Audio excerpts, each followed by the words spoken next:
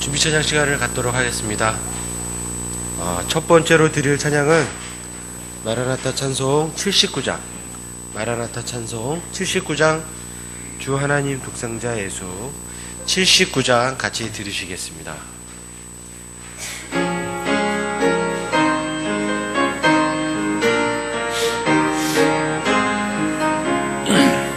주 하나님 독생자 예수 날 위하여 오시었네. 내 모든 죄 다 사하시고 무덤에서 부활하신 나의 구세주 79장입니다. 살아계신 주 나의 참된 소망 걱정 근심 전혀 없네.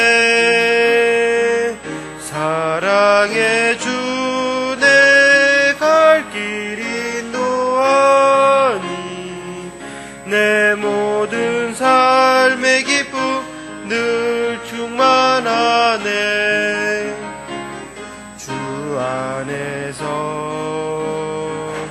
거듭난 생명 도우시는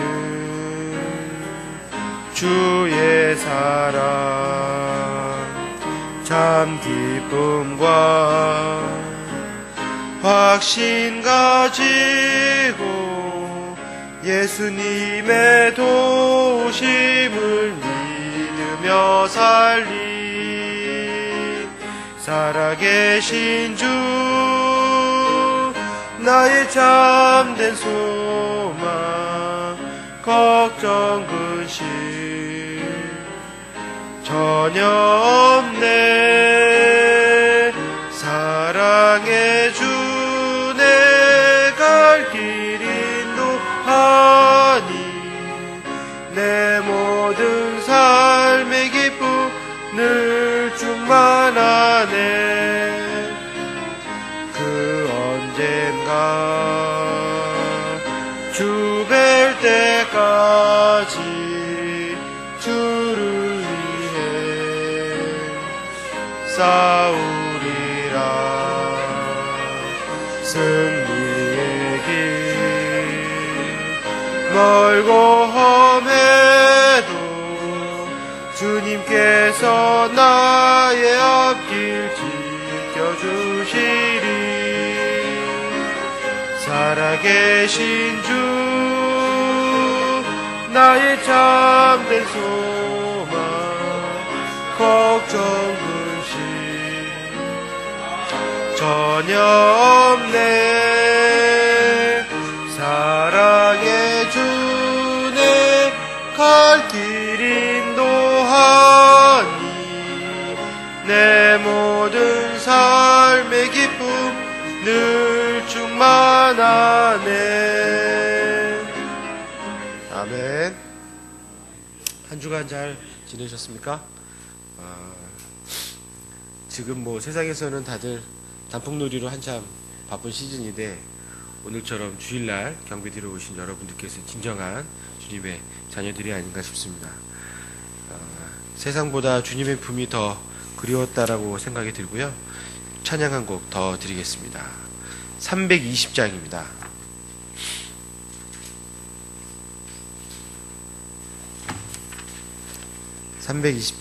주 믿는 사람 일어나 1절, 2절 간주하고 3절 들으시겠습니다. 1절, 2절 간주 3절입니다.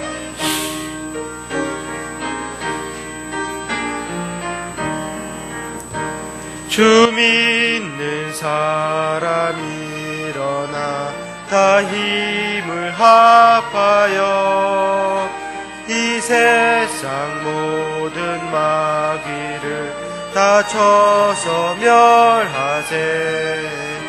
저 앞에 오는 적군을 다 싸워 이겨라.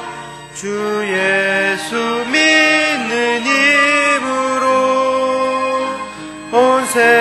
세상 이기네. 믿음이 이기네. 믿음이 이기네.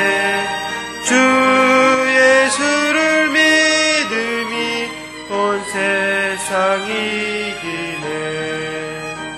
온 인류 마귀괴 홀로 큰 죄에 빠지니 진리로 띠를 띠고서 늘 기도 드리세.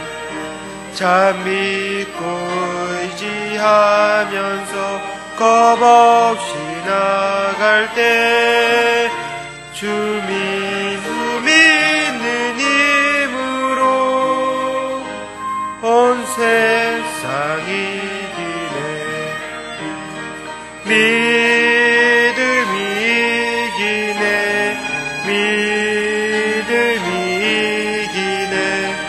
주 예수를 믿음이 온 세상 이기네.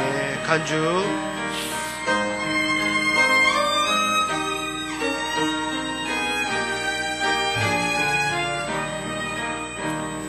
자 우물 이긴 후에는 흰 옷을 입으며 또 영생복을 누리니 참 기쁜 일일세.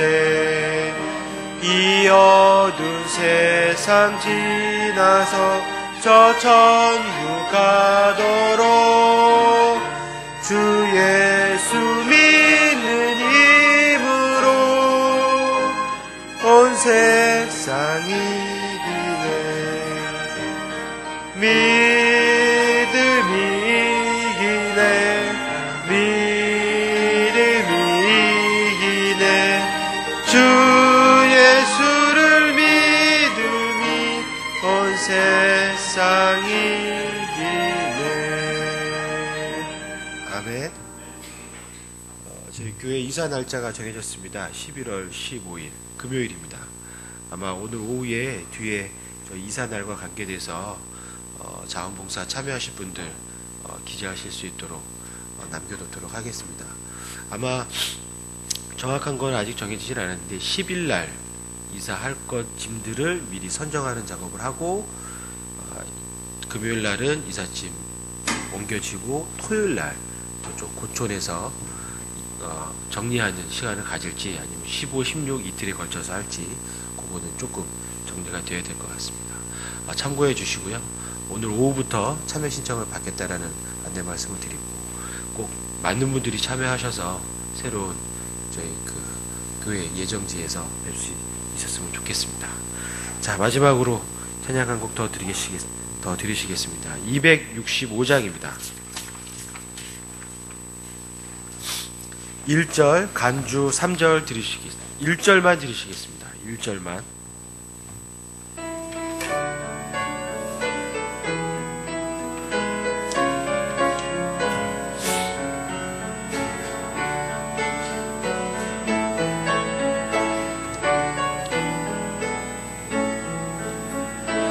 능력 주시어 주 따르게 하소서. 나는 할 수 없지만 주의 능력 그오니 주님 따르는 길 결코 쉽지 않으며 내 육신은 약하나 내 마음 정했네. 주여 당신 밖에는 나를 채워줄 것이 그 무엇도 없음을 주여 아시나이다. 아멘.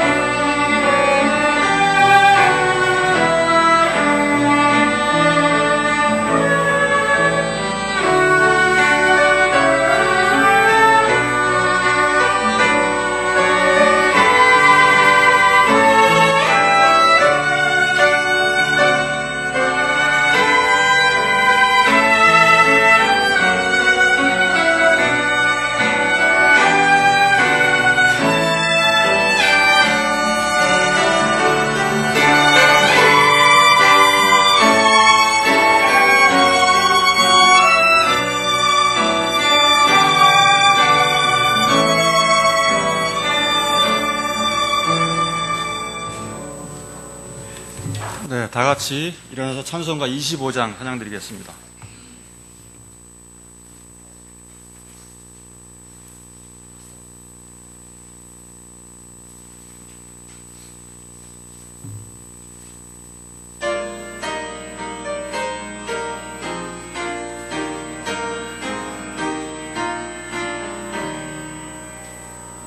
열류강 가지고 주 앞에 들이세 저 천사 깊은 노래가 온 땅에 퍼지네.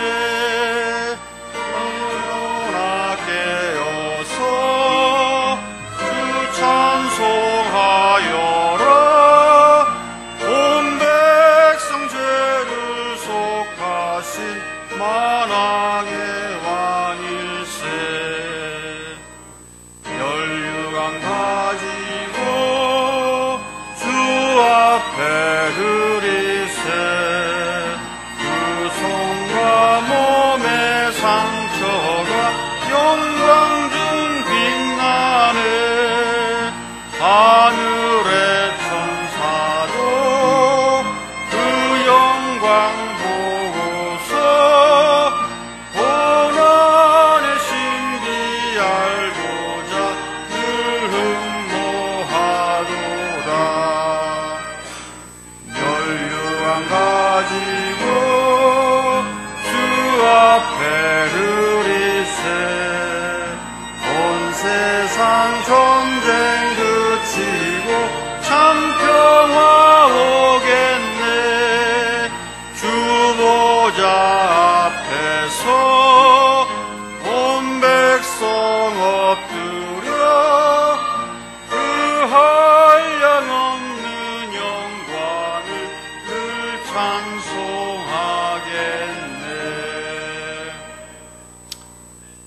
감사하신 아버지 하나님, 하나님께서 우리 인생을 하나님의 신성한 목적 안에서 창조하셨지만 저희들은 우리 조상 아담 안에서 다 그 길을 벗어나 다 자기 생각에 오를 대로 살면서 자기 목적을 가지고 허무한 것에 굴복하던 자들이었습니다.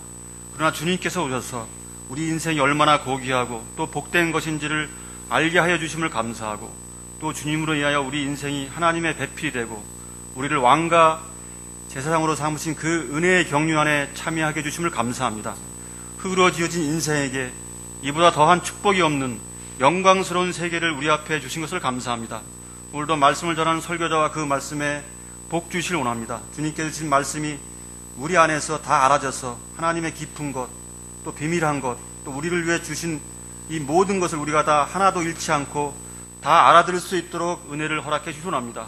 아들로 말미암아 아버지께 주시고자 하는 그 모든 것이 우리를 통해서 온전하게 드러나 되기를 원합니다. 우리 주 예수 그리스도 이름으로 기도드렸습니다. 아멘. 앉아주십시오. 찬송가 235장 찬양 드린 후에 헌물을 위해서 기도해 주겠습니다.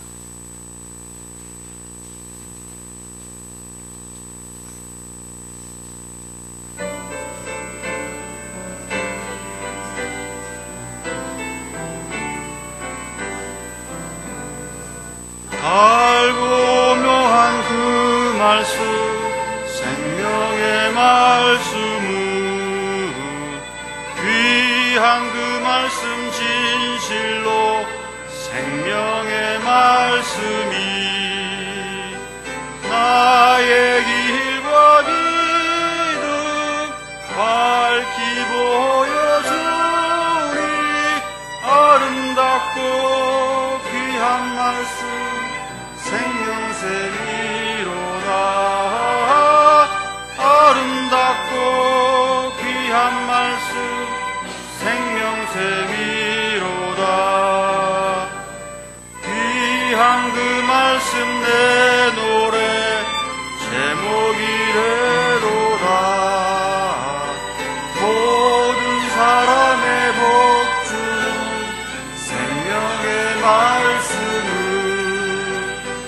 값도 없이 받아 생명 길을 가니 아름답고 귀한 말씀 생명샘이로다.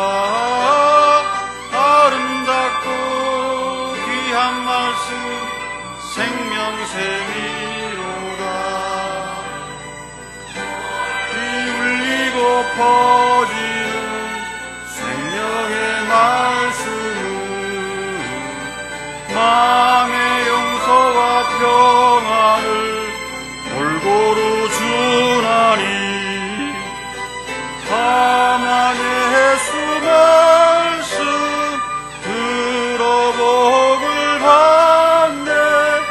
아름답고 귀한 말씀 생명샘이로다. 아름답고 귀한 말씀 생명샘이로다.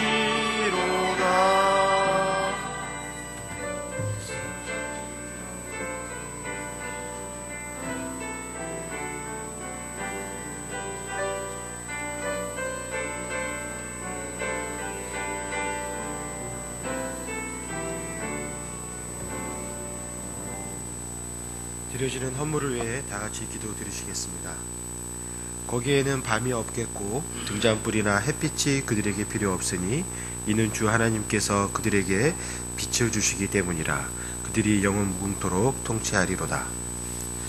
사랑이 많으신 아버지 하나님, 저희들을 사랑하사 구원의 계획을 세우시고 또한 저희들이 그에 순종하여 이 자리에 모여 주님께 경배드리고 영광드리길 원하옵니다.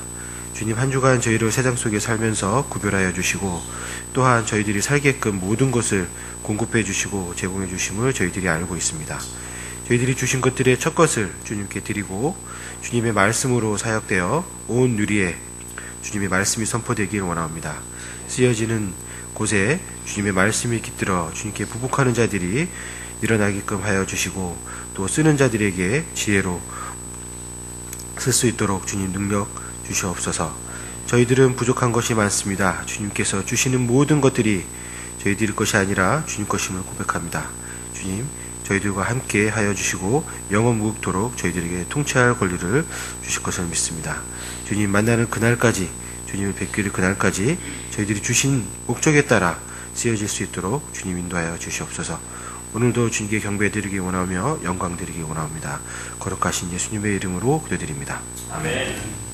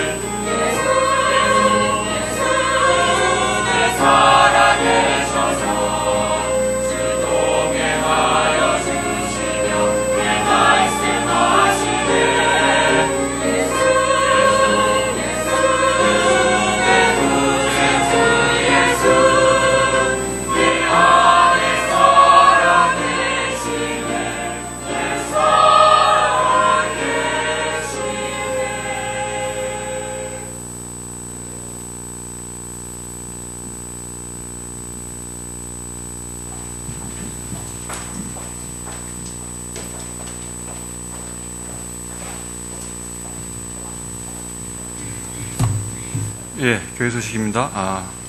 1번 참고해 주시고요. 2번은 앞서서 최진환 형제가 공지를 한번 해드렸는데 11월 15일로 이제 저희 교회당 이전일이 확정이 되었습니다. 그래서 15일이 금요일이고 16일이 토요일인데 15일은 여기서 이제 쪽으로 이전하는 날입니다. 그래서 이틀간 15일과 16일, 그다음 이쪽에서 옮길 때와 저쪽에서 이제 그 짐을 정리할 때 자원봉사가 필요합니다. 미리 아셔서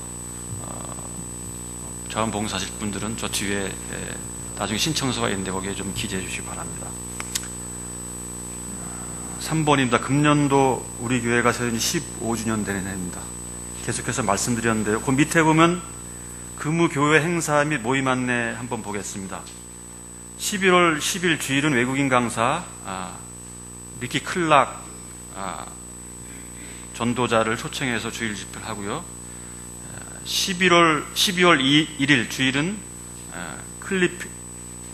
크리스 필립 선교사를 초청해서 또 집회를 하고요. 12월 8일은 우리 교회 창립 15주년 기념 감사 모임을 갖습니다. 그 다음에 12월 15일은 하반기 성경 암송대, 그 다음에 12월 25일은 하반기 찬양대가 있고요. 그 다음에 12월 29일 주일에는 2013년도 회중총회가 있고 12월 31일에는 송구영신 모임이 있겠습니다. 자, 이번 주 성경 암송 구절입니다. 우리 하나님의 손은 그분을 찾는 모든 자에게 선을 베푸시나 그분의 권능과 진노는 그분을 버리는 모든 자를 향하나이다.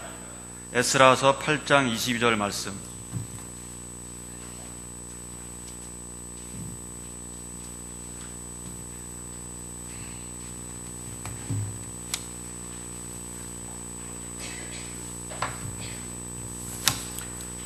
날씨가 이렇게 일교차가 심하니까 이렇게 건강관리 잘 하세요. 지금 기침하시는 감기 들리시는 분도 있는데, 이 조정인 자매님이 오늘 참석하셨어요.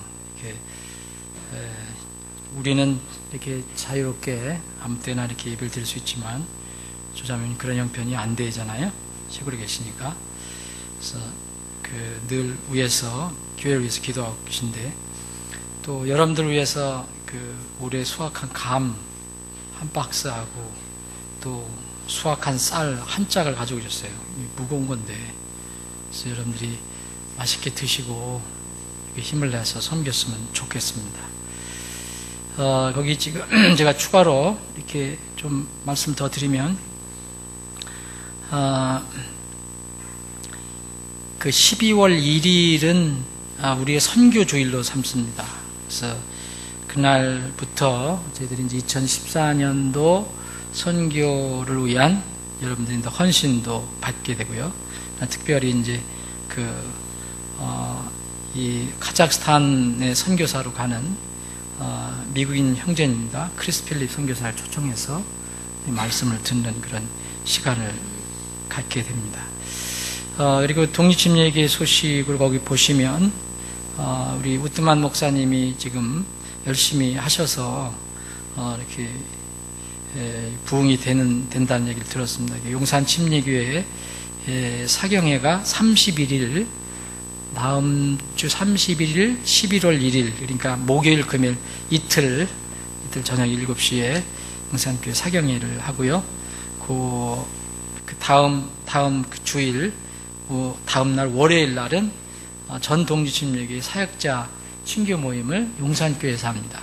그래서 여러분들이 원하시는 분은 시간 있으면 참석하실 수 있습니다. 다 같이 일어나셔서 인사하는 시간 갖겠습니다. 399장 찬송 1절 드리고, 이렇게 날씨는 좀 이렇게 쌀쌀하지만 주님의 사랑으로 서로 뜨겁게 인사하는 시간 갖겠습니다.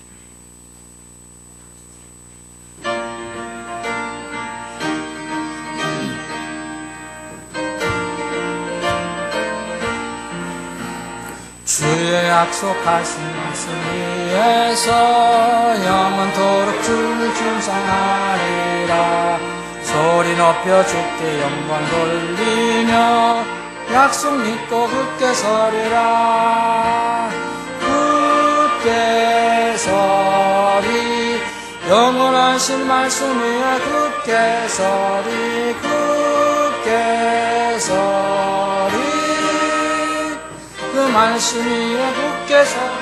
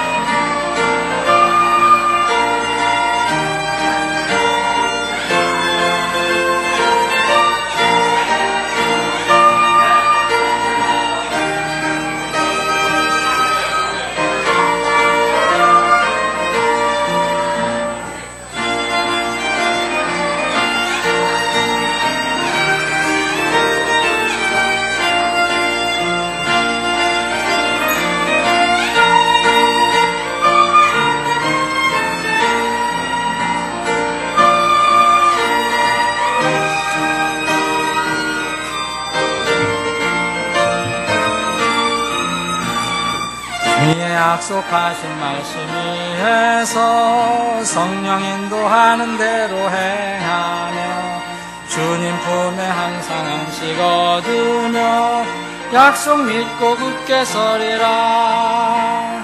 굳게 서리. 영원하신 말씀 위에 굳게 서리.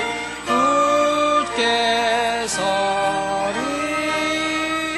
그 말씀 위에 굳게 서리라. 오늘 아침에는 하나님 말씀 구약성경 출애굽기 16장 다 같이 일어나셔서 말씀을 봉독하겠습니다.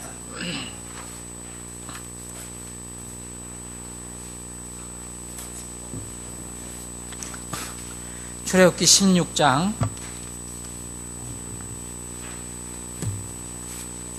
16절부터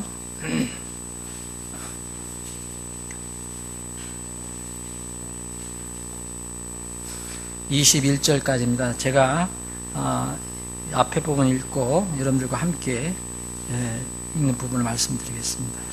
주께서 명령하신 것이 이러하니라. 곧 각 사람이 자기가 먹을 만큼 그것을 거둘지니 즉 너희 사람 수대로 각 사람이 1오멜씩 취하되 너희 각 사람이 자기 장막에 있는 자들을 위하여 취할지니라 하셨느니라.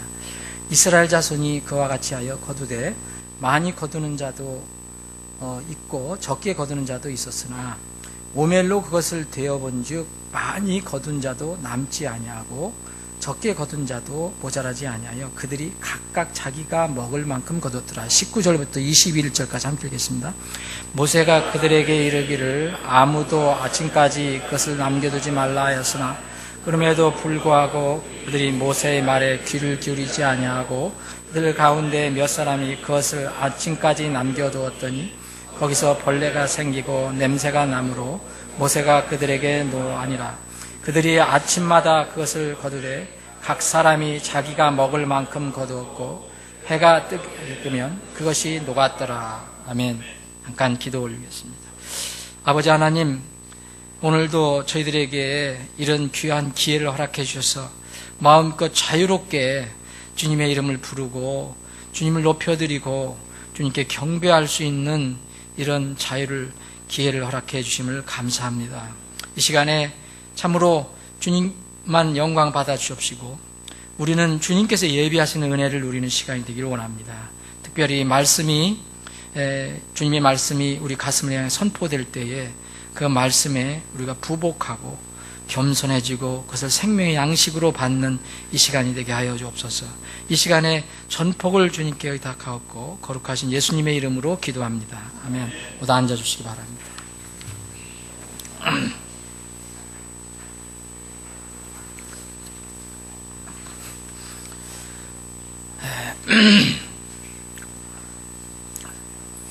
우리의 대적 사탄, 우리 눈에 보이지 않지만 이 사탄은 이 특성이 이렇게 거짓말을 하는 그런 존재입니다.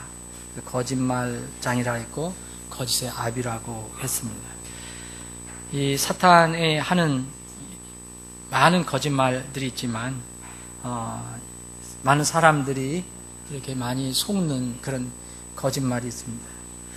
구원받아야 할 사람들에게는 분명히 거듭나지 못한 사람들에게는 내 행위와 노력으로 열심히 해봐라. 그럼 네가 구원받을지도 모른다. 이 말은 예수 그리스도의 대속 사역이 필요 없다는 그런 말입니다. 또 하나는 이미 구원받았다고 하는 사람들에게, 구원받은 사람들에게 너희들이 은혜로 구원받았느냐? 그럼 은혜로 구원받았으면 아무것도 할 필요 없다. 하지 마라. 구원받았다면 그것을 끝났다. 그래서 하나님께서 모든 것을 하신다. 이런 이 구원에 대한 하나님의 은혜를 왜곡을 하는 마귀의 소리가 있습니다. 믿음 외에 사람의 행위를 더하는 구원, 은혜 외에 사람의 행위를 더하는 구원, 또 구원받았으니까 즐기고 누리라라는 이런 이 마귀의 달콤한 외침을 따르는 많은 사람들이 있습니다. 예수 그리스도의 대속의 공로, 그 피를 대체할 수 있는 것은 아무것도 없습니다. 또 하나님의 은혜로 구원받은 이 청지기들에게 또 주님을 진실하게 섬기는 것만큼 더 뛰어난 덕은 없습니다. 그래서 청지기들에게는 신실함, 충성을 주님께서는 이제 요구하십니다. 사람이 마땅히 우리를 그리스도의 사역자요 하나님의 신비들을 맡은 청지기로 여길지어다. 그래서 구원받은 사람은 특별히 선임 사역자뿐만 아니고 구원받을 때 모든 사람들이 이 목적을 가지고 구원을 받았기 때문에 그 순간 하나님의 일꾼이 됩니다. 청지기가 됩니다. 그래서 이 또한 청지기들에게 요구되는 것은 신실한 사람으로 드러나는 것이다. 이렇게 바울 사도가 고린도 교회에게 이제 편지를 써서 보냈습니다. 성실, 신실, 이것은 뭘까요? 저는 이렇게 정의해 봅니다. 주변 환경, 조건, 이것에 상관없이, 이것에 영향받지 않고 꾸준히 반복적으로 믿음을 실천하는 것, 그것이 저는 이 성실, 신실이라고 합니다. 그래서 이 영어로는 이 신실 직역을 하면, 문자 그대로 직역하면 믿음이 충만한 그런 뜻입니다. 세상의 모든 일도 연습을 하고 훈련으로 어떤 소기의 성과를 거둡니다. 연습과 훈련은 시간과 노력을 투자해서 계속 되풀이 반복하는 것을 이야기하죠. 신자에게는 태어난 그 순간부터, 거듭난 순간부터 경배와 혹은 예배의 참 대상이 생깁니다. 그래서 예배, 기도, 봉사, 전도, 선교, 성도들 간의 교제 등 이 하나님과 관련된 모든 일들, 하나님을 섬기는 데는 소요되는 시간이 있고요. 시간이 필요하고 또 노력도 거기에 따라야 합니다. 근데 이런 시간, 투자한 시간, 노력에 따라서 당장 가시적인 그런 결과가 나타나지 않더라도 이것은 결코 헛수고가 아닙니다.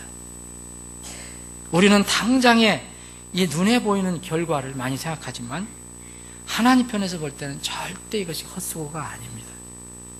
하나님을 섬기고 영적으로 건전한 일을 반복하고 되풀이하는 일, 이것이 바로 하나님께서 우리에게 요구하시는 신실이라고 생각합니다. 성경에서 이 많은 곳에서 하나님의 자녀들의 이러한 신실한 덕, 곧 영적인 미덕을 이야기하고 있습니다. 구약의 이스라엘도 그렇고 신약의 교회 성도들도 그러했습니다. 구약을 읽어보면 하나님께서 이스라엘 백성에게 늘 신실함을 요구했습니다. 그리고 신약의 이 많은 서신서도 보면 우리에게 구원받은 교회 백성들에게 신실함을 요구합니다.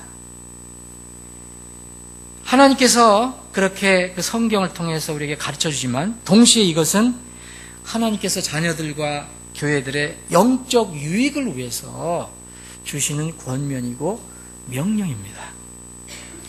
왜 우리는 이러한 일을 되풀이해야 합니까? 되풀이하는 목적과 이유가 분명히 있습니다. 왜 우리는 늘 하던 일을 또 되풀이하고 반복합니까? 첫째, 우리는 잊지 않기 위해서 하는 겁니다. 잊지 않기 위하면은, 잊지 않는다면은 우리가 능력 있는 신앙생활을 할 수 있기 때문입니다. 근데 왜 되풀이하는 이 목적, 이유가 있다면 그 이유를 또 얘기한다면 첫 번째, 우리 인간의 본성 때문입니다. 이유는 거기에 있습니다. 인간은 본성적으로 잘 잊어버립니다. 나이가 들면 더하죠. 요새 저도 어떤 단어, 이렇게 어르신들 앞에는 죄송합니다. 어떤 단어를 갑자기 잊어버려요. 그러니까 이게 무슨 젊었을 때도 가끔가다 있었지만 나이가 들면은 더한 것 같아요. 아주 쉬운 단어. 어떤 때는 요나 이름이 안 떠올라가서 한참 헤맬 때가 있었어요. 고래 뱃속에 들어갔던 그 선지자가 누구지? 요나라는 이름을 잊어버렸어요, 내가. 그렇습니다. 그렇게 될 수가 있습니다. 네. 자, 되풀이하는 이 이유는 첫 번째, 인간의 본성적으로 우리는 잊기 쉬운 성격을 가지고 있다. 나이가 들면 더하다. 두 번째는 우리가 인간의 본성적인 면에다가 더 플러스 되는 게 있습니다. 그것은 뭐냐면 환경적인 요소가 더해지기 때문입니다. 여러분, 점점 우리의 환경은, 우리의 주위의 환경은 우리들의 기억을 빼앗아가고 있습니다. 너무 복잡하고 바쁘게 세상은 돌아가고 있습니다. 홍수처럼 넘치는 온갖 정보가 있습니다. 그런데 그 정보들이 대부분 악하고 그리스도인들에게는 무익한 정보가 넘쳐 흐릅니다. 이런 악하고 무익한 정보가 선한 정보 자리를 대체해가는 것이 바로 세상의 환경입니다. 선한 정보는 하나님 말씀입니다. 사탄의 목적은 우리에게 구원의 지식을 전혀 안 주는, 막는 것도 있지만 일단 받은 사람에게는 안 주는 게 아니고 거짓 정보를 줍니다. 거짓 지식을 투입합니다. 무익한 정보와 악한 정보를 투입을 합니다. 이것이 사탄의 하는 일입니다. 이 세상의 통치자인 사탄이 세상의 모든 환경을 지금 지배 통제하고 있기 때문에 신자들은 점점 이렇게 하나님께서 말씀하신 청지기들에게 요구되는 그 신실함에서 점점 멀어져 가고 있습니다. 그래서 주님께서 오실 때 과연 믿음을 가진 사람을 찾을 수 있겠냐라는 한탄까지도 하셨습니다. 하나님의 자녀가 가장 위험할 때가 언제입니까? 진실로 거듭났으면 생명은 잃지 않습니다.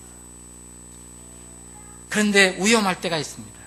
하나님의 말씀에서 멀어져 갈 때입니다. 사랑하는 여러분, 여러분은 솔직하게 하루 중, 일주일 중에, 또 하루 중이나 혹은 일주일 중에 얼마나 주님의 말씀을 들으십니까? 얼마나 주님의 말씀을 읽은 뒤에 묵상하십니까? 그리고 그 읽은 말씀을 묵상하고 내 삶에 적용하는 것이 얼마나 자주 있습니까? 지금 우리가 아무리 영적으로 강하더라도 말씀을 듣거나 읽고 말씀으로 교제하는 시간, 그걸 적용하는 시간이 점점 줄어들면 얼마 가지 않아 그 사람의 영적 능력과 분별력은 떨어져 갑니다. 결국은 세상에 나도 모르게 동화되어 가고 좁은 길, 진리의 길에서 멀찌감치 떨어져 있는 우리의 모습을 바라보게 됩니다. 주님의 교회와 성도들의 3대 적은 세상 마귀 육신이라는 아실 것입니다. 이 3대 적은 성도들의 선한 영적 실행과 미덕을 연습하거나 훈련하지 못하게 합니다. 여러분, 한두 번 예배에 빠지거나 교제를 하지 않거나 또 여러분이 성경을 읽지 않거나 전도할 기회가 주어졌는데 전도를 안 하거나 그러면 그때가 지나면 여러분들이 정말 회개하는 마음이 듭니까? 아니면 그냥 적당히 넘어가는 마음이 듭니까? 아마 진실로 회개하는 마음보다는 이상하리만큼 영적인 감각이 뭔가 둔감해지고 육신적으로는 오히려 더 담대해지는 것을 바라보게 됩니다. 저나 여러분이나 가릴 것 없습니다. 이런 상태가 계속되면 우리 자신을 합리화합니다.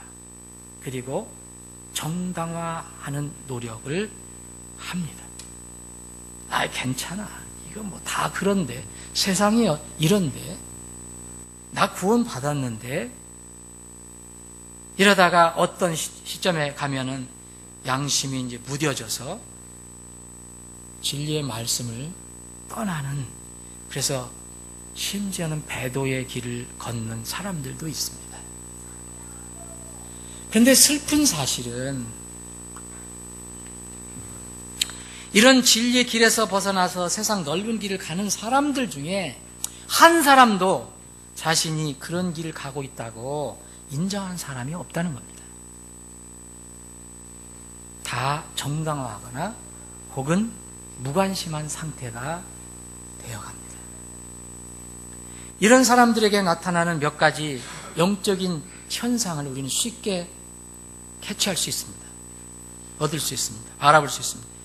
이런 사람들을 보면 하늘의 소망이 약해집니다. 대신 땅의 소욕이 대신 더 강해져 갑니다. 두 번째는 구원의 기쁨과 감사, 우리가 거듭남의 감격이 점점 줄어들어 갑니다.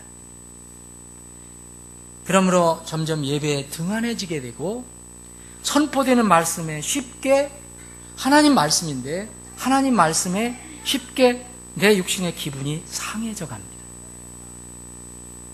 이건 우리가 쉽게 경험할 수 있는 것입니다. 점점 말씀을 듣는 시간, 기회를 점점 줄어들어 갑니다. 이것은 우리가 의도적으로 줄이지 않더라도 그렇게 되어갈 수밖에 없습니다. 그런 상황에 들어가면 심지어는 자신의 영혼 구원 여부에 관해서도 나중에는 모호해질 때가 있습니다.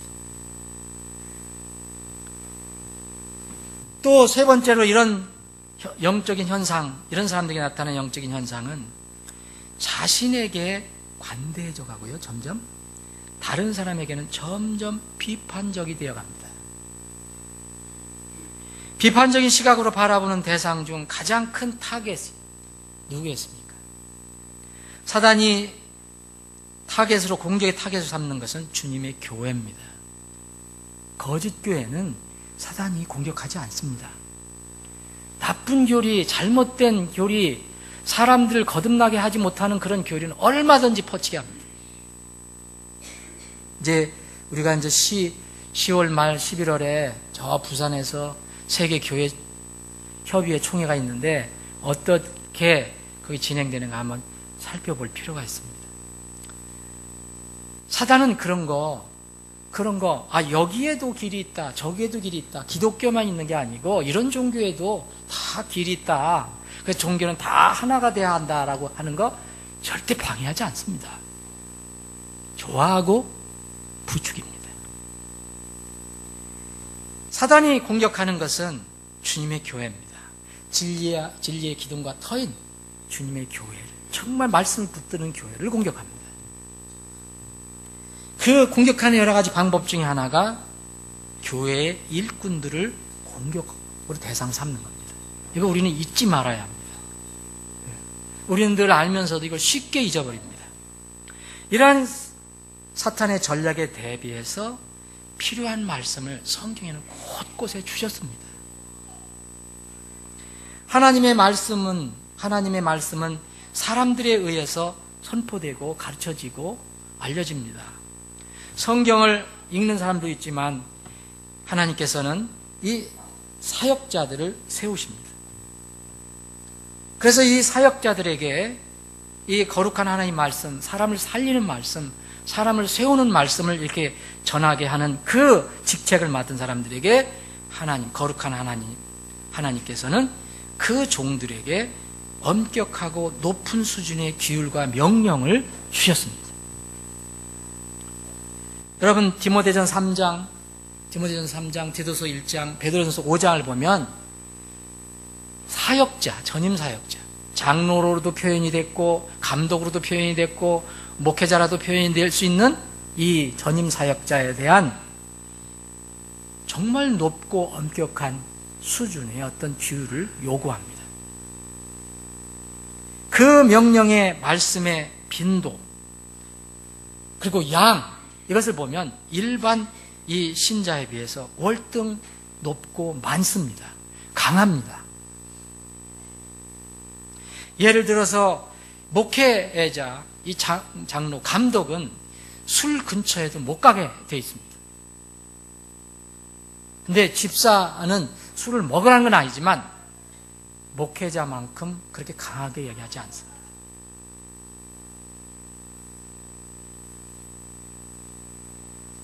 이 세상에서 주님의 부르심을 받은 전임 사역자라면 이 세상에 있지만 이 세상의 즐거움, 유익, 편리함, 물질, 명예 등을 포기하거나 최소한 절제해야 하는 기준이 주어졌습니다.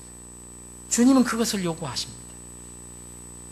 그 중차대하고 거룩한 직분을 어떻게 수행해야 하는가는 앞으로 주인 앞에 서서 낱낱이 고백하고 평가받을 때가 올 것입니다.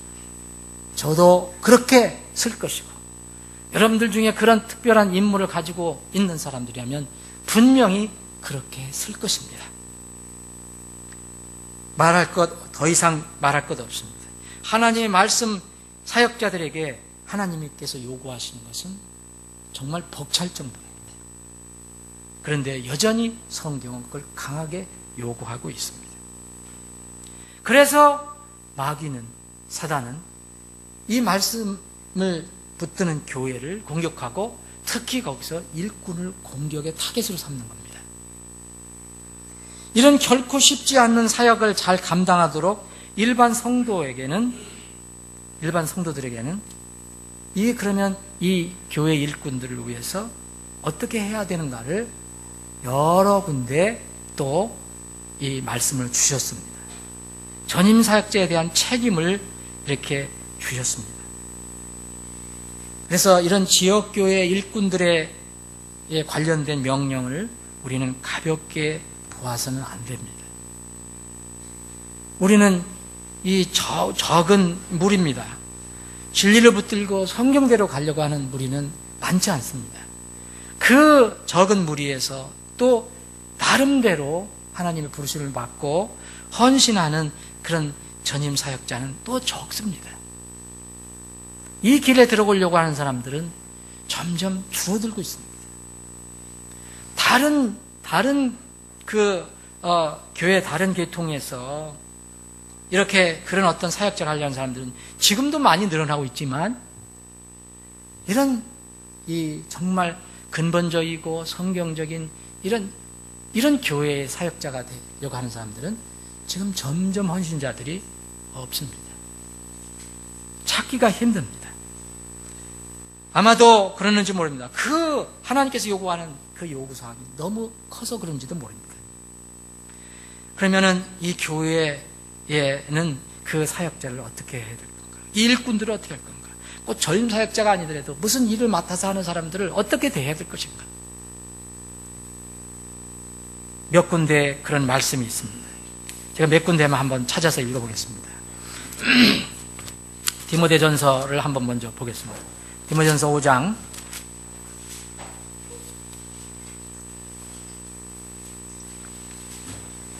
17절입니다. 잘 다스리는 장로들을 두 배나 존경할 줄 여기되 특별히 말씀과 교리에 수고하는 이들이 그러할지니라. 성경 기록이 이르기를 너는 곡식을 받는 소에 입에 마개를 씌우지 말라 하고 또 일꾼이 자기 품삯을 받는 것이 합당하니라 하니라. 장로에 대한 고발은 두세 증인 앞에서 아니면 받지 말라. 장로는 여기 목회자를 얘기합니다. 감독을 얘기합니다. 전임 사역자를 얘기합니다. 심지어는 고발은 두세 증인 앞에서가 아니면 받지 말라고 얘기했습니다. 그만큼 모함, 공격 이런 대상이 된다는 것입니다. 또 데살로니가전서 5장을 보면 이런 말씀도 있습니다. 그 믿음이 신실했던 데살로니가 교회, 그러나 이 마지막 때에 관한 주님의 재림에 대해서 혼란을 가지고 있었던 데살로니가 교회. 데살로니가전서 5장 11절부터 읽겠습니다. 그러므로 너희가 지금 하는 것 같이 너희끼리 서로 위로하고 서로를 세우라. 형제들아 우리가 너희에게 간청하노니 너희 가운데서 수고하고 주 안에서 너희를 감독하며 너희에게 훈계하는 자들을 알고 그들의 일로 인하여, 이게 중요합니다. 그들의 일로 인하여 사람이 어떠하든 간에 그들이 진실로 하나님의 일을 맡아 있다면 이 얘기입니다.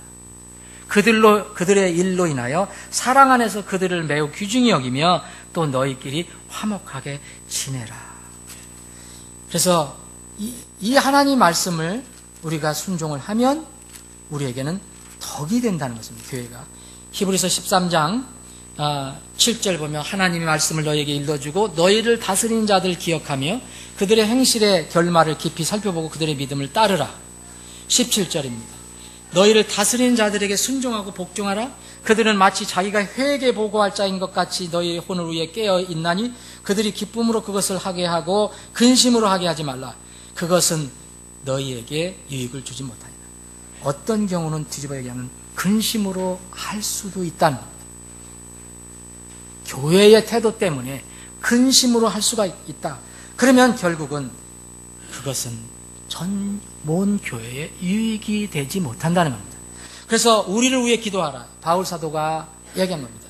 우리를 위해 기도하라. 우리가 모든 일에서 정직하게 살고자 함으로 선한 양심을 가진 줄 우리가 확신하라. 기도를 요청합니다. 분명한 것은 주님의 교회의 사역자는 하나님께서 교회를 위해서 교회에게 주신 영적 선물이라는 겁니다. 여러분들은 개인의 영적 선물을 많이 이게 찾기를 원하십니다. 선호합니다. 나도 영적 은사를 받았으면 좋겠어요. 다른 사람이 가지고 있는 그런 영적 은사를 받았으면 좋겠어요. 그런데 에베소 4장 11절 읽어보시면 바로 하나님께서 이 복음 전도 사역, 말씀 사역을 전담해서 세운 그 일꾼이 바로 영적인 선물이라는 것입니다. 에베소 4장 11절 읽어보십시오. 선물을 여러분들은 다른 데서도 찾을 수가 있습니다. 있는데도 예수님 외에 모든 사람은 약하고 부족하고 흠이 있습니다. 이 세상에서 완전한 사람 없습니다. 어떠한 일꾼들도 완전한 사람 없습니다. 그런데 그 일꾼을 비판하고 모함하고 공격의 대상으로 삼는 것은 바로 마귀이기 때문에 이런 일에 동참하는 것은 마귀 일에 동참하는 것입니다. 교회 사역자들의 명백한 오류가 있다. 분명한 비도덕적인 일이 있다. 비진리를 전한다. 불법이 있다. 비행이 있다. 이런 것을 묵인하라는 것은 아닙니다. 절대 그런 것이 아닙니다. 이런 것이 있으면 바로 잡아야 합니다. 성경의 분명한 가르침을 여러분들 아실 것입니다. 왜 성경은 대언자만 얘기하지 않습니까? 거짓 대언자를 얘기합니다. 왜 그리스도만 얘기하지 않습니까? 거짓 그리스도를 얘기합니다. 왜 교사만 얘기하지 않습니까? 거짓 교사가 있다. 왜 형제만 얘기하지 않습니까? 거짓 형제가 있다. 성경은 누구든지 무슨 일꾼이든 누구든 간에 정말 성경과 반하는 것, 성경을 대적하는 것, 하나님을 대적하는 것은 당연히 정리가 되어야 됩니다. 그것을 묵인하라는 게 아닙니다.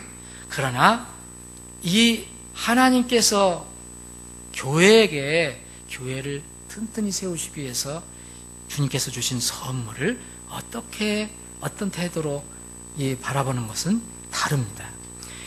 이렇게 말씀을 반복적으로 듣고 배우고 나누는 일에 이 교회는 우리가 함께 힘을 모으고 이 일꾼들은 그 일을 위해서 일을 해야 됩니다.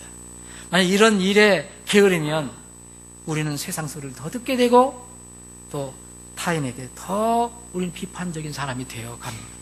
오늘 본문 말씀을 보면 오늘 이 내용을 다 자세히 설명을 드리지 않겠습니다. 여기서 여러분들과 지금 나누고 싶은 것은 이 만나 이야기입니다.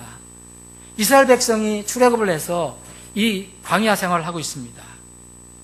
그런데 거기는 먹을 것이 없습니다, 여러분. 사막에 뭐가 있겠습니까, 여러분? 그럼 어떻게 해야 됩니까?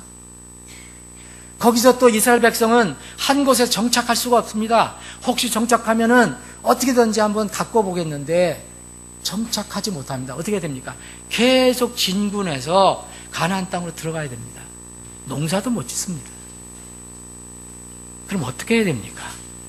이스라엘 백성들이 불평했을 때 하나님께서 하늘문을 여시고 하늘에서 양식을 내려주신 것이 만나입니다. 그런데 하나님께서 이 말씀을 보면 이렇게 말씀하십니다. 16절 보시면 각 사람이 자기가 먹을 만큼 그것을 거둘지니 그럽니다. 각 사람이 자기가 먹을 만큼. 그래서 어떤 사람은 예를 들어서 덩치가 크고 식성이 좋고 이 우위가 더 커서 많이 먹을 사람은 뭐 2호매를 취하든 3호매를 취하든 많이 가져옵니다. 근데 저같이 좀 양이 좀 약하고 그런 사람들은 한 반 공기만 주워와도 됩니다. 이렇게 왔는데 이런 뭐라 하냐면은 이제 18절에 보면 그것을 대어본 즉 많이 거둔 자도 남지 아니하고 적게 거둔 자도 모자라지 아니하. 그들이 각각 자기 먹을 만큼 거두었더라. 하나님께서는 이 이스라엘 백성에게 정말 우리가 보기에는 저 사람은 너 정말 뭐 많이 받았어. 나는 조금 받았어. 에? 이렇게 생각할지 모르지만 하나님 말씀을 따르는 사람에게는 똑같이 골고루 주신다는 것입니다. 그리고 중요한 또 말씀이 하나 있습니다. 21절 보면 그들이 아침마다 그랬습니다. 그것을 거두되 각 사람이 자기가 먹을 만큼 거두었고 해가 떴게 되니까 그것이 다 없어져 버렸어요. 녹아졌습니다. 아침마다. 이것은 무엇을 의미합니까? 매일 거둬야 한다는 것입니다. 이튿날 또 들에 나가서 만나를 거두기 싫어하거나 게으른 사람 이틀치를 한꺼번에 거두어 하루치는 먹고 다음날 것을 남겨두었습니다. 어떻게 됐습니까? 분명히 하나님께서는 모세를 통해서 그날 먹을 것을 너희들이 거두라. 그런데 이 말을 안 들은 사람들은 이제 이틀치를 가져왔다가 다 먹고 못 먹으니까 남겨두었는데 어떻게 했습니까? 벌레가 생기고 냄새가 났습니다. 그래서 모세가 화를 냈습니다. 모세의 분노를 일으킨 것은 하나님의 진노를 일으킨 것 같습니다. 불순종한 사람들이 이튿날까지 남겨둔 음식은 어떻게 됐습니까? 벌레가 생기고 썩어서 못 먹게 됐습니다. 하나님께서 왜 한 번에 많이 내려주시지 않고 한 번에 많이 내려주셔서 창고를 짓게 하고 이 좀 수고를 덜고 편하게 저장해서 두면 매일 들에 나가서 수확하는 그런 이 불편을 덜 건데, 그 땀 흘리는 것을 덜을 건데 왜 그렇게 허락하지 않으셨을까? 여러분, 아침마다 거둬들이게 하신 이유가 있습니다. 물론 5일째가 끝나고 6일째가 되면 안식일에는 무조건 쉬어야 되니까 안식일에는 이틀치를 거두게 하셨습니다. 이것은 이제 먼 우리의 이제 우리가 갈 하나님의 왕국의 모형입니다. 아직은 우리는 이제 육신의 안식은 취하지 못하고 있습니다. 여러분, 구원받으면 다 영의 안식을 취합니다. 우리는 육신의 안식도 때는 취하지만 사실 지금은 구원받아도 우리는 육신이 편하게 안식을 취하지는 못합니다. 여전히 아프고 병들고 또 땀 흘리고 또 힘들고 지치고 피곤하고 이것이 육신입니다. 그러나 그날 되면 완전한 안식이 떨어지면 우리 영과 함께 우리 온 몸이 완전한 안식을 누리게 될 것입니다. 그때는 우리가 이런 수고를 할 필요가 없을 것입니다. 그런데 지금은 우리는 5일 그 기간입니다. 매일 아침마다 그때 적정한 나에게 필요한 음식을 거두어야 합니다. 그것이 하나님의 뜻입니다. 왜 이제 왕창 걷어서 창고에 두고 그것을 편리할 때마다 꺼내 먹게 하지 않으셨을까요? 하나님은 이스라엘 백성들이 아침마다 하늘에 떨어진 그 만나를 거둘 때마다 하나님의 은혜를 생각하게 합니다. 하나님의 사랑을 생각하게 합니다. 출애굽의 그 놀라운 역사를 기억하게 합니다. 그 피를 기억하게 합니다. 모든 사람이 다 죽었지만 이 하나님의 명령에 따라서 양의 피를 바른 사람들은 한 사람도 죽지 않았다는 그 사실을 기억하게 합니다. 아침마다 날마다 하나님의 은혜, 곧 하늘에서 매일 내려오는 하나님의 생명의 양식으로 살아갈 수밖에 없다는 그런 존재됨을 알기를 원하신 것입니다. 이것을 잃어버리면 썩게 됩니다. 이것을 잃어버리면 냄새가 나고 썩고 아침에 일어나면 다 녹아 없어지고 맙니다. 사람들을 지으시고 이집트에서 건져내신 주님과의 관계를 날마다 잊지 않게 하신 것입니다. 그 다음 장, 출애굽기 17장을 보면 그 뒤에 한번 보시겠습니다. 여기 뒤에 17장 이 뒷부분에 보면 이 아멜렉 군대와 이스라엘이 싸운 장면이 나옵니다. 여호수아가 싸우고 모세와 아론과 훌은 산에서 이제 하나님께 기도하는 장면이 나옵니다.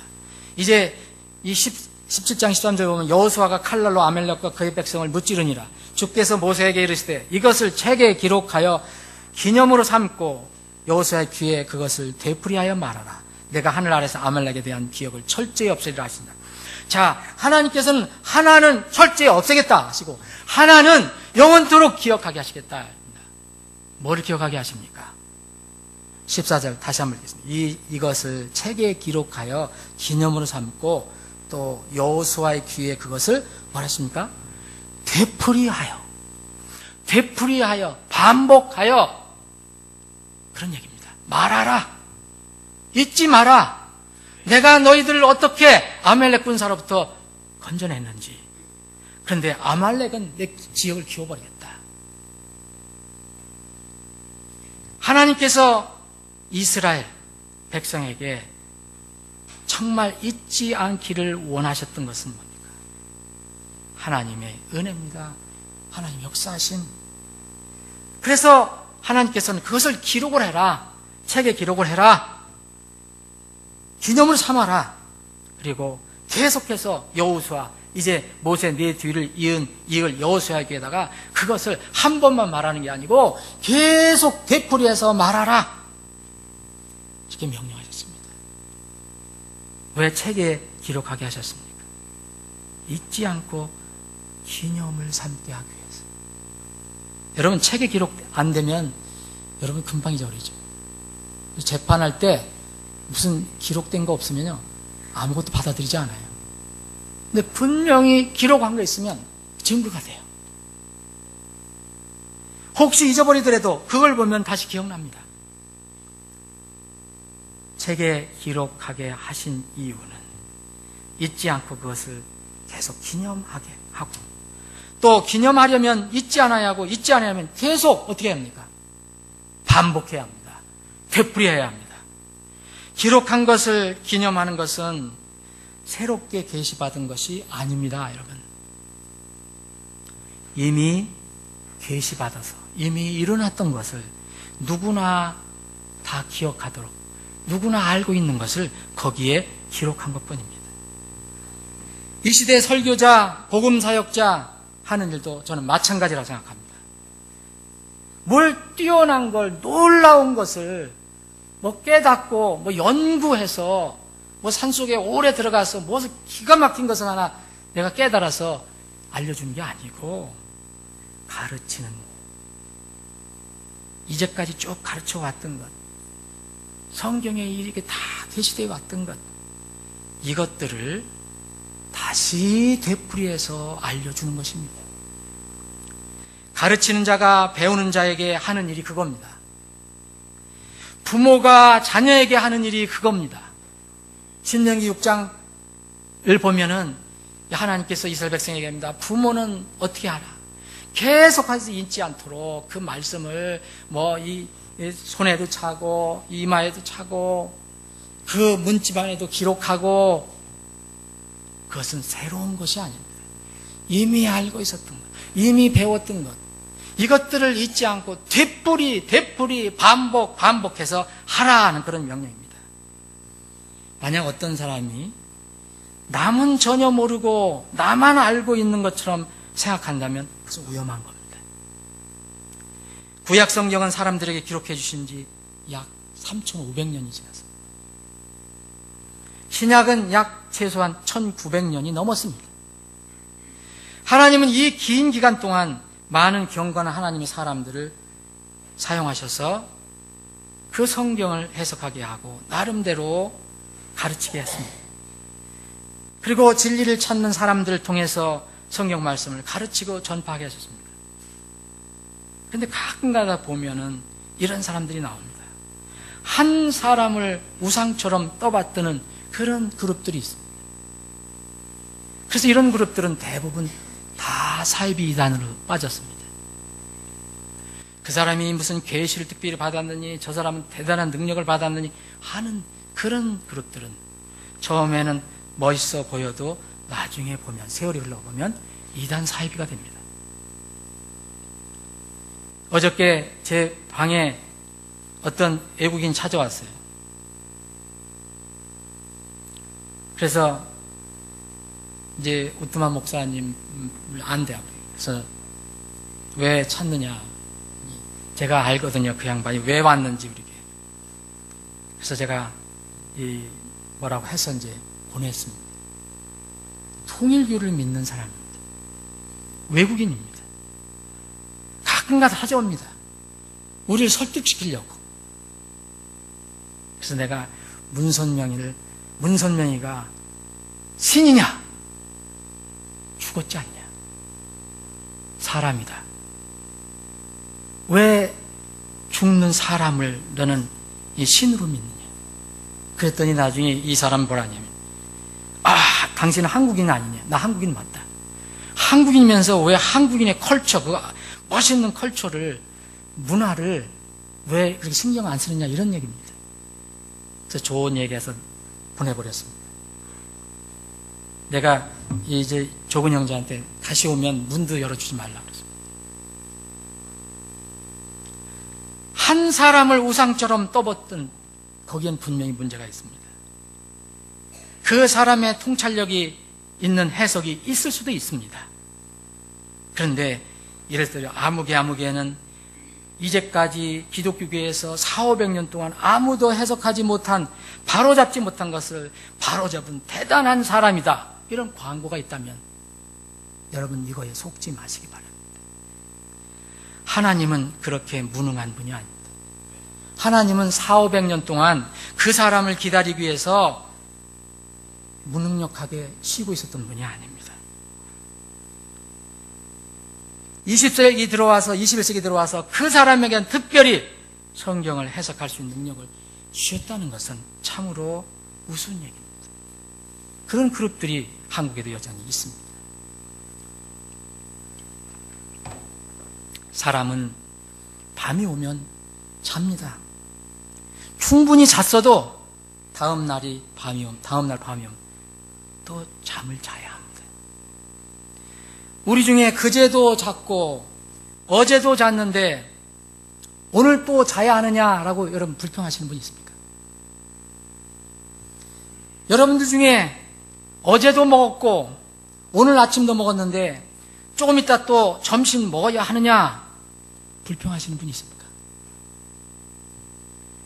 매일 먹으니까 더 이상 먹을 필요가 없다고 이제 곡기를 끊는 분이 있습니까? 하루 일정한 끼니를 되풀이해서 반복해서 먹지 않으면 건강을 잃거나 죽게 됩니다. 하루 최소한 2~3번 세수를 하고 몸을 씻지 않으면 여러분 금방 더러워져서 여러분 곁에 갈 수가 없습니다. 하루 2~3번 이빨을 닦지 않으면 입에서 냄새가 나고 심하면 치아를 잃을 수도 있습니다. 신실함의 첫째 조건은 선한 언행이나 습관을 꾸준히 되풀이하고 반복하는 겁니다. 나쁜 것을 반복하는 게 아니라 좋은 것, 선한 것을 되풀이하고 반복하는 겁니다. 18세기의 독일 철학자 임마누엘 칸트라는 사람은 이 철학 이론으로 유명하지만 이 사람이 또 하나 유명한 것이 있습니다. 이 사람은 신실함의 어떤 표본이랄까요? 이 임마누엘 칸트는 얼마나 성실하고 정확했는지 오후 3시 반만 되면 어김없이 집을 나와서 산보를 했습니다. 하루도 빠짐없이. 그 기록에 의하면 루소가 쓴 에밀을 읽다가 너무 거기에 빠져서 하루 딱 평생 나가지 않았고 그 외에는 매일 그렇게 했답니다. 3시 반. 그래서 오죽했으면 그 지역에, 그 도시에 그 마을의 시계가 있었는데 그 마을 시계가 잘 고장나요. 그 마을 시계 대신 칸트가 산보 시간에 맞추어 나오는 것을 보고 시간을 고쳤다고 합니다. 여러분, 이거 아무것도 아닌 것 같지만 의미가 있는 것입니다. 많은 사람들이 반복하고 되풀이하는 것을 우습게 봅니다. 영적인 것도 마찬가지입니다. 하나님의 자녀라면 아버지 하나님 말씀 계속 들어야 합니다. 읽어야 합니다. 서로 나누어야 하고 계속해서 교제의 주제로 삼아야 합니다. 찬양도 그렇습니다. 한 번 찬양하고 끝내는 것이 아닙니다. 기도도 마찬가지입니다. 기도 한 번 하고 끝나는 것이 아닙니다. 쉬지 말고 기도하는 겁니다.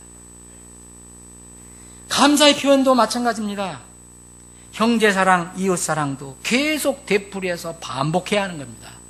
여러분, 복음전도, 선교 지원도 마찬가지입니다. 한 번 하고 끝내는 게 아닙니다. 계속적으로 되풀이해야 됩니다. 여러분, 운동선수가 그러하듯 받은 구원은 계속해서 반복적으로 실제의 삶에서 드러내고 활용해야 합니다. 모임은 열심히 모이고 또 모여야 하며 예배는 반복적으로 계속 드려야 합니다. 제가 참고로 여러분들에게 예배를 드린다는 것과 예배 본다는 용어를 잠깐 여러분들과 나누고 싶습니다. 예배 본다는 용어는 성경으로 맞지 않습니다. 근데 우리는 흔히 예배 본다는 얘기를 하는데 이해는 합니다. 저는. 예배는 드리는 겁니다. 예배를 보면 남이 하는 것을 멀찍이 바라보는 겁니다. 이 세상 지금 기독교인들이 이런 예배를 보는 사람들이 너무 많습니다. 자기가 온전히 하나님께 드리는 게 아니고 옆에서 보는 겁니다. 예배를 보는 게 아닙니다. 예배는 내가 엎드리는 것입니다. 이렇게 영적인 일, 우리가 영화로운 몸이 되어서 공중에서 주님을 만날 때까지 이 지상에서 사는 한 계속돼야 합니다. 사단은 이것을 방해하는 겁니다. 사단은 이것을 공격하는 겁니다. 여러분, 지금 이 시대에 점점 모이기를 폐하는 교회들이 늘어나고 있습니다. 우리 주위에도 있습니다. 제가 이런 사실을 알았을 때 마음이 무척 아팠습니다. 성경을 믿는다는 교회들도 이런 교회들이 지금 늘어나고 있습니다. 주중 3일 예배, 기도회, 뭐 바쁜 세상에 뭐 꼭 필요하냐? 보이지 않습니다. 주일 한 번, 그것도 주일 아침만 모이는 교회들이 늘어납니다. 게다가 명절이나 특별한 세상 이벤트 있으면 그 모임도 폐합니다. 저는 이런데 굉장히 놀랐습니다. 여러분, 세상 명절이 중요합니까? 하나님께 드리는 예배가 중요합니까? 바쁜 세상 사람들에게는 이런 교회가 인기가 있습니다. 정말 인기 있습니다. 그런데 우리는 이런 하나님의 권면을 받습니다. 서로 살펴보아 사랑과 선한 행위에 이르도록 격려하되, 선한 행위, 선한 그 일들, 어떤 사람들의 습관과 같이 우리 함께 모이는 일을 폐하지 말고 서로 권면하여 너희가 그날이 다가올 볼수록 더욱 그리하자. 어느 날이 다가올수록, 주님이 오시는 날이 다가올수록. 제가 오늘 그 선교 편지를 하나 읽어드리는 걸로 오늘 말씀을 마무리를 하기를 원합니다. 우리가 지원하는 선교사님 중에 이 시리아의 선교사님이 있습니다. 라지 바라우디 선교사님이 있습니다. 여러분들이 얼마나 기도하시는지 모르지만 기억하시고 기도해 주시기 바랍니다. 시리아는 여러분들 아시는 것처럼 이 같은 모슬렘 교도지만 파가 달라서 시아파하고 수니파가 서로 살상을 합니다. 엄청난 살상을 합니다. 여러분 잘 아실 것입니다. 여기에서 이 나라에서 이 지하교회를 하고 복음을 전하고 또 그 주위에 있는 아랍 나라에 요르단이라든지 이란, 리비아, 튀니지 이런데 이게 아랍어로 된 이 성경을 이렇게 보급하는 그런 역할을 하는 분이 라지 바라우디 선교사님인데, 이분에서 오래간만에 편지가 왔습니다. 제가 그것을 잠깐 읽어드리겠습니다. 영어로 온 건데 제가 이렇게 한번 읽어드리겠습니다. 우리가 이제 우리의 그 교회에서, 하우스 처치에서, 하나의 하우스 처치에서, 집교회에서, 지하교회니까요, 이제 모이려고 계획을 세웠을 때 갑자기 이제 나를 찾는 전화가 울렸다. 그것은 뭐냐? 안나사라, 이제 알카이다 파입니다. 이 알카이다 그 테러리스트 그룹이 지금 이 지역, 그 모이는 장소를 포함한 모든 지역을 이제 공격하기 위해서 이제 온다는 이 전화가 온 겁니다. 근데 그 사람들이 이제 그 선교사님을 이제 붙잡으려고 한다는 그런 얘기입니다. 그래서 할 수 없이 이 장소를 옮기게 됐습니다. 그래서 우리는 다른 도시로 갔습니다. We decided to go to another city. 그래서 우리는 각자의 그 멤버들마다, 교회 멤버들마다 이제 이 사실을 알렸습니다. 우리가 가야 할 곳, 거기서 모임을 가져야 할 곳을 다 알려주었습니다. 그리고 어떤 멤버들에게는 그 전혀 자기 집을 떠나지 말 것을 이렇게 알려주었습니다. 그런데 one of our members, 67 years old lady, 67살 먹은 나이 드신 노 자매가 한 번 있었는데, has been saved for 80 years. 8년 전에 구원받은 노 자매입니다. 저에게 라지 선교사님한테 얘기했습니다. I'm not worried if I get killed. 나는 선교사님, 저는 이제 죽어도 두려워하지 않습니다. 걱정하지 않습니다. 왜냐하면 because I do believe in the word of God. 나는 하나님의 말씀을 믿기 때문입니다. 그래서 이 하나님 말씀 뭐냐? 내가 if I die, I am going to heaven. 내가 죽어도 나는 하늘에 간다는 것을 믿기 때문에 나는 죽음을 당해도 두려워하지 않습니다. 그 외에, 이거 외에, beside this, I have a preacher. 나는 나에게 이제, 이 설교자가 있다는 것이 참으로 이제 기쁩니다. I have a preacher. 뭐 하는 거? 나를 who will conduct my funeral. 내가 죽으면 나를 장례를 치러줄 그런 설교자가 있다는 것. 그리고 내가 묻힐 장소가 있다는 것. 그래서 나는 기쁩니다. 그래서 다른 사람은 내가 연로하지만 다른 사람을 이제 부탁해서 나를 그 새로운 모임 변경된 장소로 나를 데려가게 하세요. So I can listen to the word of God. 내가 하나님 말씀을 들을 수 있도록. 이게 한 부분만 설명해 드렸습니다. 저는 이것을 읽고 무척 감동이 됐습니다. 감동이 된 것뿐만 아니고 부끄러운 생각이 들었습니다. 여러분, 시리아의 그 지하교회의 형편을 생각해 보십시오. 북한과 비슷한데 죽음과 맞바꿀 수 있는 그런 신앙입니다. 이 8년밖에 구원받은 8년밖에 되지 않은 이 67세 노인, 그 노자매는 죽음을 두려워하지 않았습니다. 하나님 말씀을 믿었기 때문입니다. 다니엘과 같은 놀라운 믿음을 가졌습니다.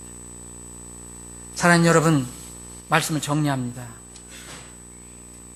하나님께서 우리를 위해서 예비해 주신 하나님 왕국의 처소로 우리가 인도받을 때까지 우리는 이 지상에서 해야 할 일이 있습니다. 그것은 주님께서 주신 명령을 반복적으로 실천하는 겁니다.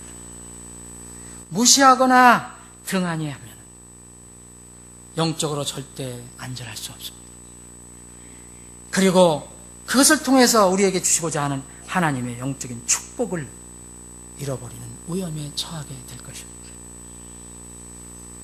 항상 기뻐하라. 쉬지 말고 기도하라. 모든 일에서 감사하라. 이것이 그리스도 예수님 안에서 너희에 대한 하나님의 뜻이니라.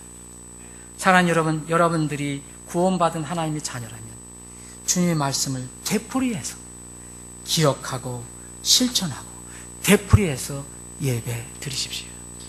그것은 헛수고가 아닙니다. 하나님의 자녀라면 기뻐하시되 항상 기뻐하시고 기도하시되 쉬지 말고 기도하시되 반복해서 감사하시되 모든 일에서 그렇게 하십시오. 이것이 우리를 향한 하나님의 뜻입니다. 기도하시겠습니다.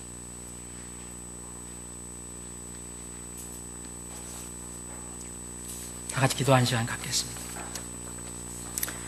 여러분, 잠깐 기도하는 시간을 갖기를 원합니다. 세상을 바라보시고 이 마지막 때 주님께서 오실 이때 가까운 때에 이제 믿음을 가진 사람들도 믿음을 떠나려고 하고 심지어는 교회들도 세상의 그 유행에 따라서 따라가고 있습니다. 이건 부인할 수 없는 현실입니다. 우리가 어떻게 해야 할까요?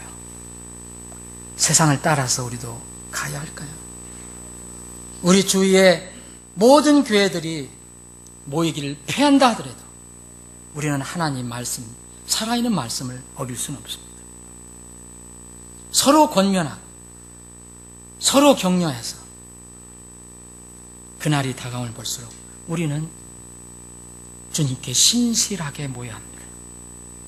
여러분의 삶을, 여러분 신앙생활을 한번 생각해 보시기 바랍니다. 하나님과의 관계를 한번 생각해 보시기 바랍니다. 주님과의 관계에서 선한 일이 계속 반복적으로 이루어지고 있는가? 아니면 그거 한번 구원받았으니까 이제 뭐 더 할 필요 없는 이런 혹시 생각을 가지고 있습니까? 주님은 선한 일을 반복적으로 되풀이해서 잊지 않고 하시기를 원하십니다. 아버지 하나님, 오늘도 말씀을 주시며 감사합니다.